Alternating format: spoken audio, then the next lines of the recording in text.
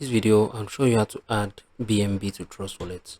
Ensure you subscribe and turn on the bell notification to this channel for lots of educational guides and content like this. Now, if someone tells you to send your BNB wallet address, that is the BNB Binance Smart Chain, what you need to do, you need to come on here, click on manage, right? So we're going to add the BNB chain right now. So this video basically is for educational purpose only, right? This is it. This is BNB Binance Smart Chain.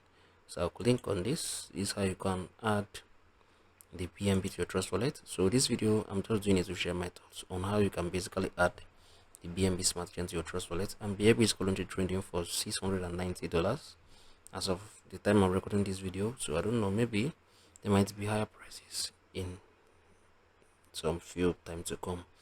So this is how you can add the BNB to your Trust Wallet. If you find this video helpful, share your thoughts in the comment section. I'll see you guys in the very next one.